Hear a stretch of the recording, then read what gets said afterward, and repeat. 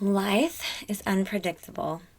One moment you're building something beautiful, a business, a family, your dreams, but the next, a storm hits, and suddenly you're fighting just to keep your head above water. I know that feeling. I've lived it. In the past 5 to 10 years, I've faced more than I ever thought I could handle. Losing family and friends, betrayal, trauma, deaths, shootings, robbery, moments that could have broke me. But here's what I've learned. Storms don't have to sink you. But then again, maybe they do. Maybe we spend so much time patching holes in a sinking boat when we were never meant to stay on that boat to begin with. Maybe we were meant to sink, to start over, to discover a whole new world waiting beneath the surface. Or maybe you were meant to be a mermaid. Who knows? Just trust the process. Look, I can say this now with a smile, but it was the most aggravating thing to hear all the time in the midst of it all.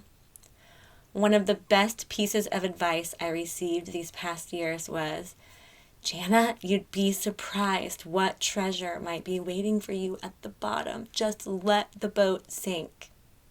And when I finally stopped fighting the process, I found something better. A whole new world of color, life, connection, freedom. I found me again. But I spent so much time trying to stop the process, trying to fix it when it wasn't even fixable. Here's one thing I do know, friends. You will rise. You can rebuild and you can thrive through the hardest seasons of your life. It's true. I'm living proof it's true. And that's exactly what this podcast is all about.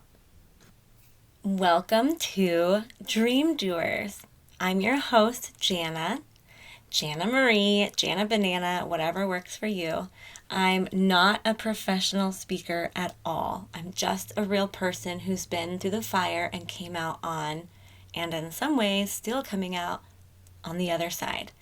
This is a space for the authentic, untouchable conversations that we should be having. The truth about sustaining your personal and your business dreams through life's hardest seasons. So if you've ever wondered, how do I keep going when everything is falling apart? You are definitely in the right place because I've been there and I'm going to show you exactly how I made it through without losing myself, my true loved ones, or my businesses. But before we dive in, you might be wondering, why in the world does another person need a microphone to add more chaos to this noisy world? Who is this Jana chick anyway? If you're interested in the dorky girl behind the mic, let me introduce myself properly. I have been a photographer and graphic designer since 2008, right out of college. Entrepreneurship runs super deep in me. I launched a photo booth company in 2012, helped build a brick and mortar business in 2017, and now I'm in the process of launching multiple new ventures, including this very podcast. Whew. Okay, I'm also a mom who fostered kiddos, adopted and have 2 beautiful boys, 3 fur babies, and would have a whole farm if I had the money, maybe, and some help. I live currently in a 117-year-old home I bought and I renovated right in the middle of the map of the United States of America. And believe it or not, I have been a basketball official since 1999, working with the NCAA for about 15 years. And shortly after that, I began reffing volleyball as well. I've traveled the world for outreach and also work. I played college volleyball in Missouri and Iowa. I ran a vending machine business with my dad during college also. I was a double art major, coached at a college and the club level, and now I'm on to coaching my little rascals in basketball and soccer. Oh, and I've also been married, divorced, and through more fiery storms than I ever imagined. There is definitely never a dull moment being a mom, a partner, and an entrepreneur. That is for sure. Okay, now that we've got the proper meet and greet out of the way, let's dive in. Okay, so let's rewind for a second. Before everything went sideways, I had not only lived but also built a life I thought that I knew, and I was really loving it.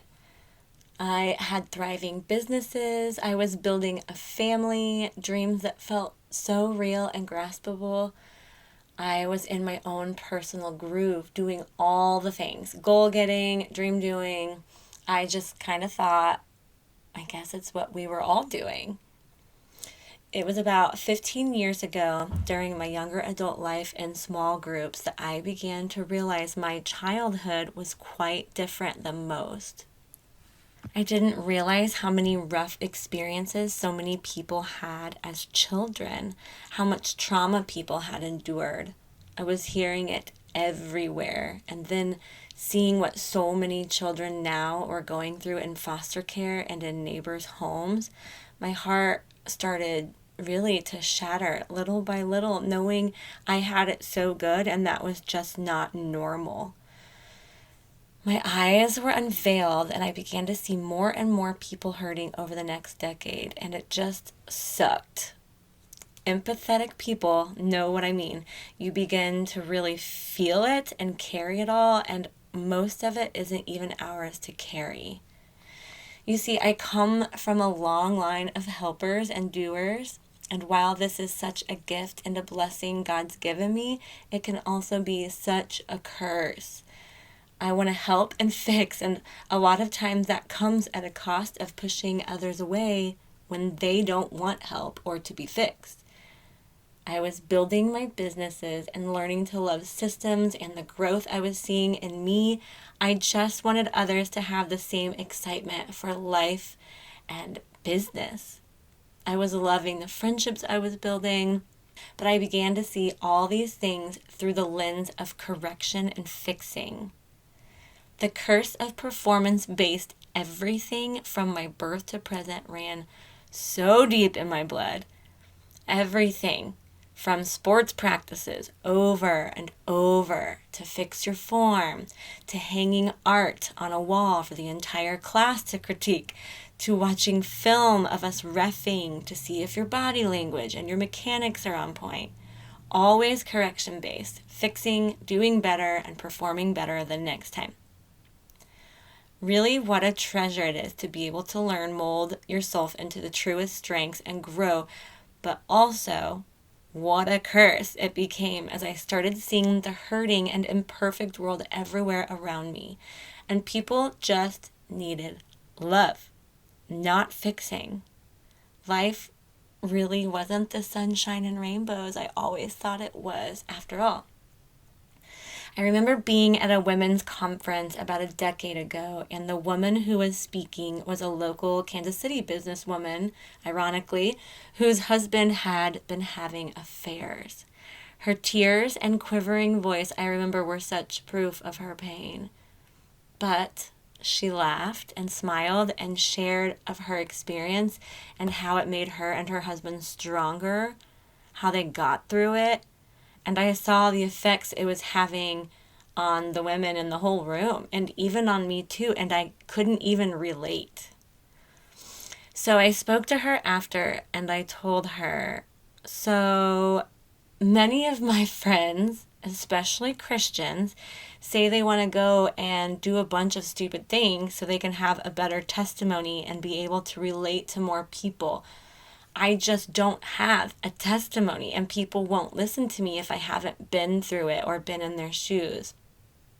I remember her response to me like it was yesterday.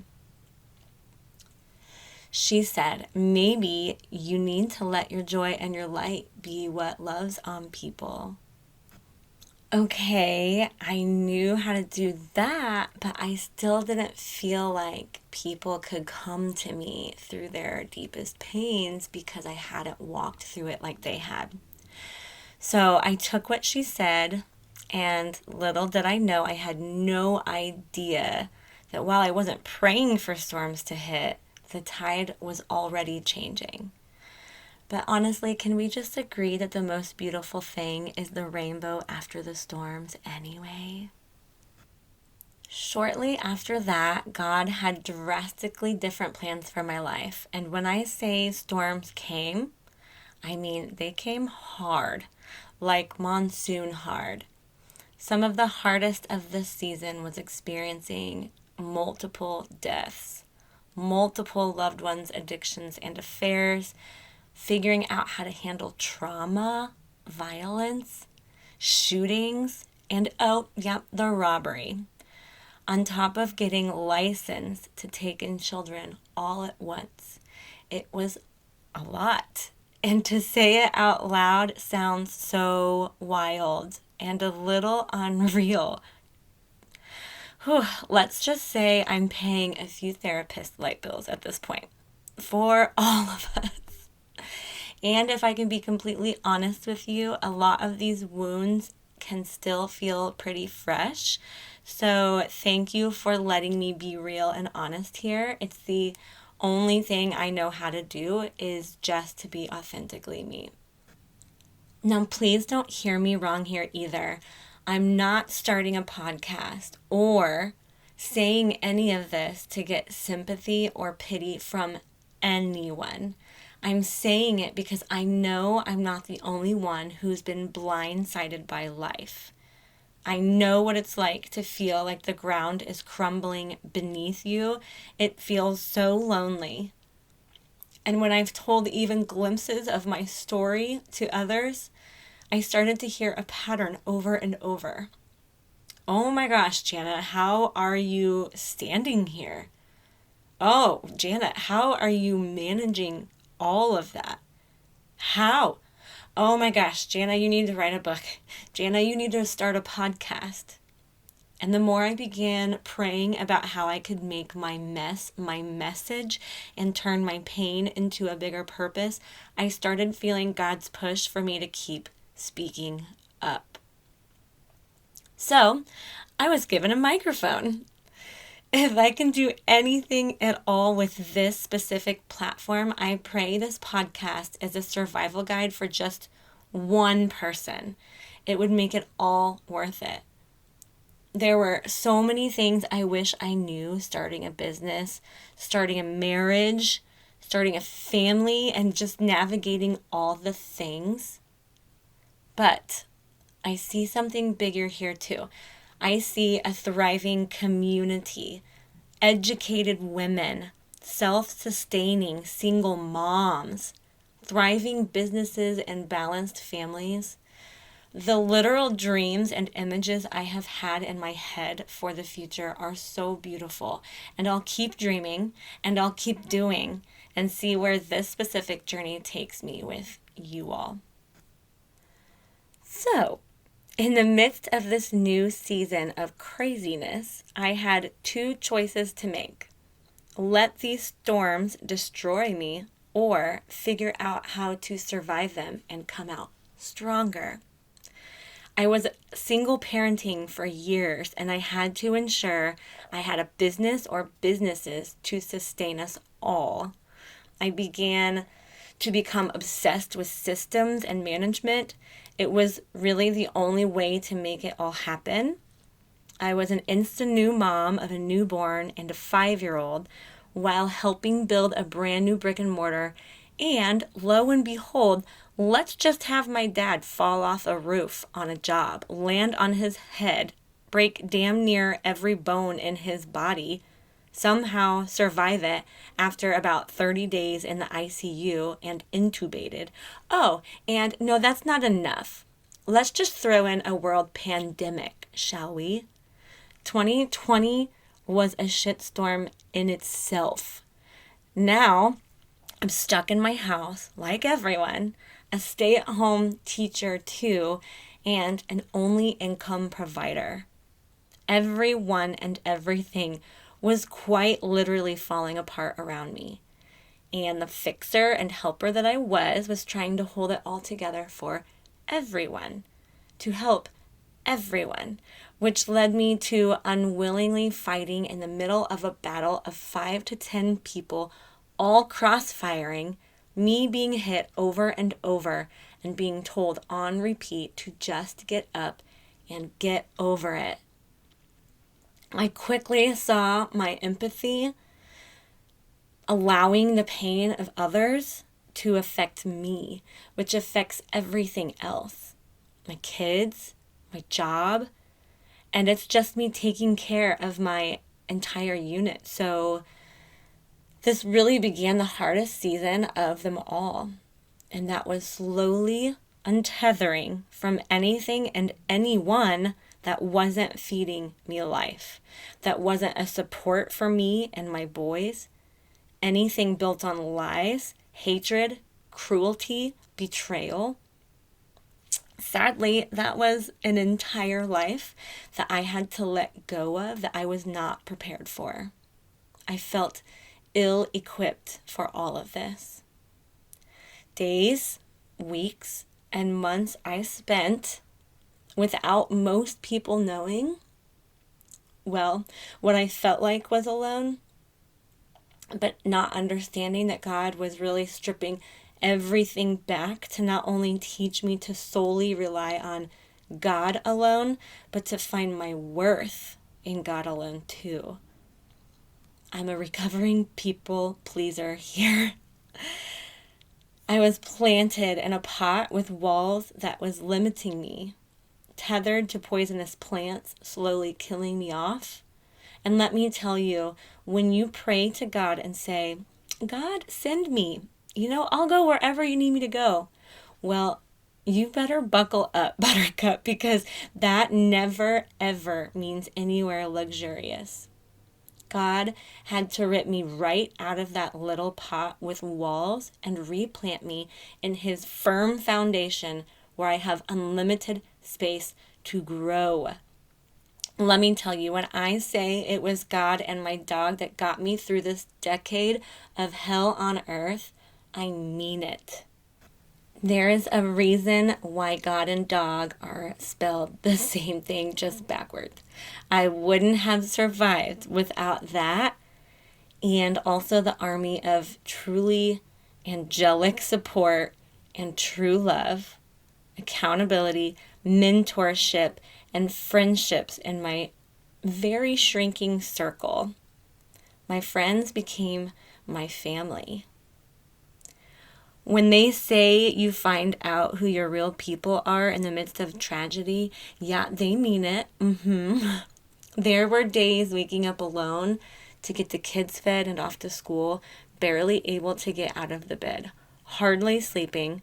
My body was in shock with PTSD and so much bodily, emotional, mental, and financial trauma. I hardly had anything left to give. I remember showing up to ref basketball games. My eyes were completely swollen and red from crying all day. I was just depleted. I know they could see my distress. It was embarrassing, but I had to keep working. Photographing weddings emotionally tore me up inside. So many of my friends' marriages were ending so horribly. It was just so hard. Regrafting myself to the source of life was all the strength I had left. Just get me through the day and get the kids to bed to figure out how to do it all again tomorrow. Some of the help and support I thought I had was honestly nowhere. I am, and so many of us are raising our children in a villageless society, and during COVID, one by one, I began cutting off all my roots tethered to others I shouldn't be tethered to. In business and in my personal life, I was surviving though, and that was a damn miracle. But how really was I? I learned as I began rebuilding myself, my children, and creating a safe and loving safe haven again that I never really had been taught how to have boundaries. So I learned how to set them. I learned how to say no. I learned how to cut back, to stop working so much. My entire life shifted, truly. Kids will do that to you. And literally all the moms are in the background saying, My ministry was now at home. My kids needed the healthiest and most loving version of me, and I knew that. So many things had to go to get me here. I am our protector. We will rebuild stronger. I will protect my peace, my children's peace. I found out who my true loved ones were, who carried me when I couldn't carry myself, who believed in me when I finally began speaking up and telling the truth, who poured into me, spoke life into me, did life with me, the ones who supported my kids, who helped, the ones who truly cared and fought with me, who stepped up to the plate. Being on the receiving end of needing care was one of the hardest and most beautiful things I've ever experienced. I relied heavily on those in the event industry to keep sending business my way, those who saw me hurting and they stepped up. I relied on my support systems and was told how wrong I was for not only utilizing support and mentorships, but how dare I tell any of my story.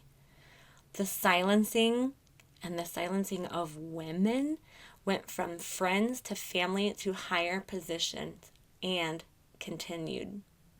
But I will continue fighting for good, for a healthy balance between personal and work life for all. I'll continue fighting for healthy dialogue between tough clients, tough coworkers, and tough family, and how to have the inevitable healthy confrontational conversations, whether in personal life or in business. I'll continue speaking up for those who fear being rejected, those being further harmed by telling their truth. I'll continue to teach systems and sustainability so that when you too enter a hard season where you need space to grieve, mourn, and rest, that your businesses you've built can carry you through.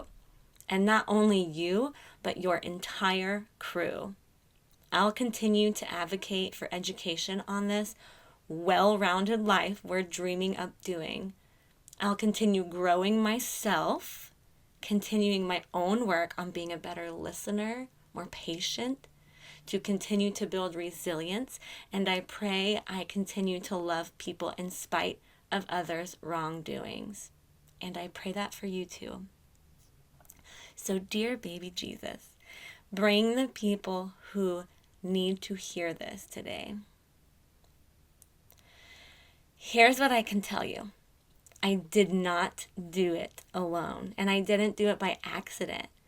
In the next episodes, I'm breaking it all down, how I built a business that worked for me while I mourned, how I made sure my family was taken care of, and how I protected my peace through all of it. I definitely didn't do it all perfectly, but I hope to give you some insight before maybe your storm comes, because it's inevitable. We're all going to experience hard things. So how will we handle it when it comes? Are we prepared? Here are some ideas of future topics I hope to be covering. How to build a well-oiled machine of a business that runs itself. How to heal while still showing up for your responsibilities. How to set boundaries with toxic relationships and protect your peace. How to create a healthy work-life balance. How to turn off your business by setting proper work hours, and so much more. Listen, if you're in a shitty storm right now, I want you to hear this. You are not alone. And no matter how impossible it feels, you can make it through. You are worthy. You do matter. What you bring and provide to this world does matter.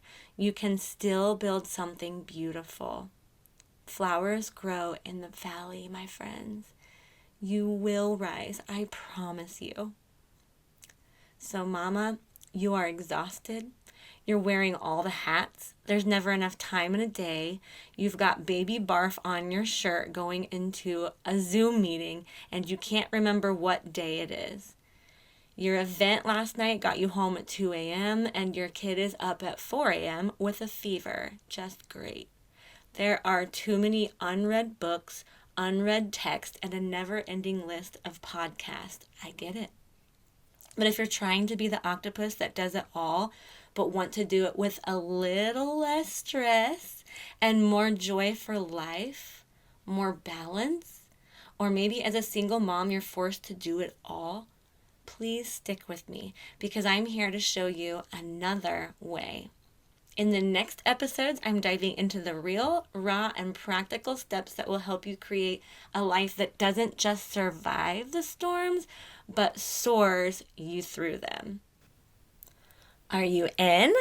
Hit that subscribe button, share this with someone who needs to hear it, and let's start doing the damn thing. See you in episode 2 of the Dream Doers podcast.